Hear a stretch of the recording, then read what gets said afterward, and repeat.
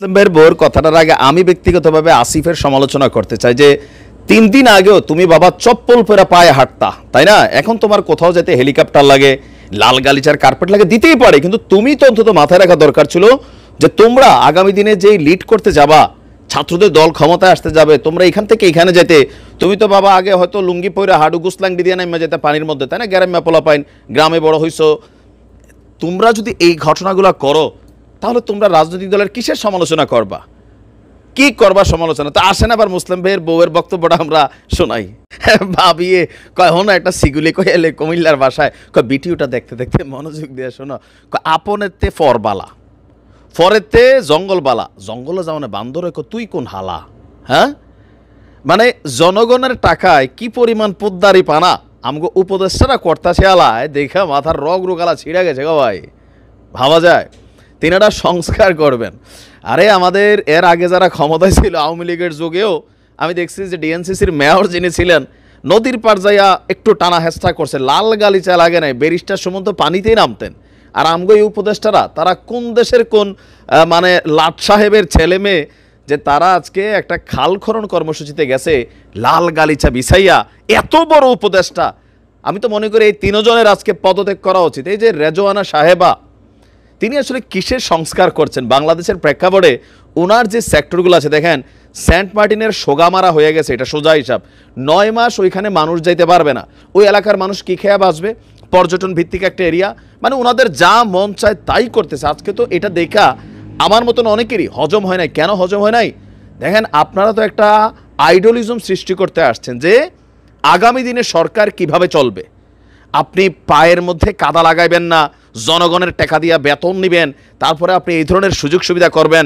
দর্শক, আমি দেখাচ্ছি এই ঘটনাটা কোথায়। খাল সংস্কার কার্যক্রমের উদ্বোধন অনুষ্ঠানে খালের পার থেকে খনন পর্যন্ত লাল গালিচা বিছানোর যে দৃশ্যপট দেখছি, এটা নিয়ে আবার ডিএনসিসি আসছে চামচামি করতে। আমাদের এই প্রতিষ্ঠানগুলো চামচামি ছাড়তে পারে নাই। ডিএনসিসির ব্যাখ্যা পরে দিচ্ছি, ঢাকা উত্তর সিটি কর্পোরেশনের। আমরা যদি দেখি যে মিরপুর বাউনিয়া খালের প্রান্তে খাল সংস্কার কার্যক্রমের উদ্বোধনী অনুষ্ঠানের আয়োজন করা হয়।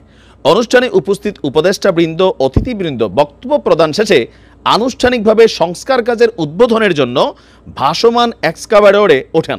তারা ওঠা লাগবে কেন? উনি কি যে ড্রেজার মেশিন চালাবে নাকি সেখান থেকে ময়লা তুলবে? দাঁড়াই রয়েছে, 1 2 দেখি পিছন দিয়ে হাত দিয়ে রয়েছে। মানে ভাই, আপনার কেন চাইতে হবে? আপনাদের তো বোঝা উচিত যে আওয়ামী লীগের এমপি মন্ত্রীরা বড় লাট সাহেবগিরি দেখাইছে, তো আপনারা কোনটা দেখাইতেছেন? কোনো তো দলীয় পরিচয় নাই, ব্যাকগ্রাউন্ডে কিচ্ছু নাই, খালি ডক্টর ইউনূস দয়া করে নিজের এনজিও ব্যাকগ্রাউন্ডের যা আছে সবাই এনে গণহারে সেট দিছে। কিসের সংস্কার করেন আপনারা?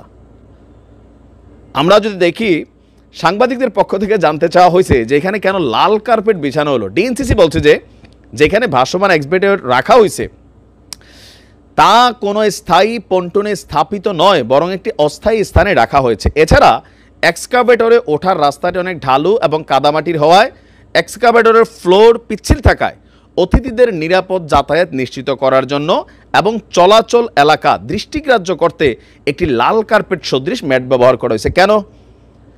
অন্য কিছু দেওয়া গেছে না? সালার বস্তা দেওয়া গেছে না? তাহলে তো চলতো। আর ওনারাও ওইখানে যাইয়া এক্সকাভেটরে উঠতে হবে কেন? মানে ওইটা কি উদ্ধার করছে জাতির? রাষ্ট্রের টাকা দিয়া, পয়সা দিয়া আমরা এইসব উপদেষ্টা পালাম। 3 জনের পদত্যাগ করা উচিত আজকের এই ঘটনার পর। কারণ ওনারা কি সংস্কার করবে এটা আমরা বুঝা গেছি। ডক্টর ইউনূস সাহেবের যে ইন্টেনশন আর ওনাদের যে ইন্টেনশন, মানে লাট সাহেবই। ডক্টর ইউনূস সাহেব মাশাআল্লাহ 666 কোটি মাফ করে নিচ্ছে, কিন্তু ওনার পুষা গেছে ভাই। জাতির কিছু পুষুক না পুষুক।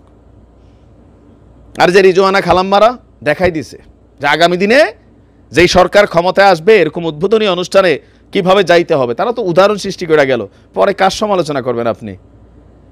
এরা করবে রাষ্ট্রের ভবিষ্যৎ সংস্কার। জাতির বুঝ হয়ে গেছে, পদত্যাগ করেন খালাম্মা।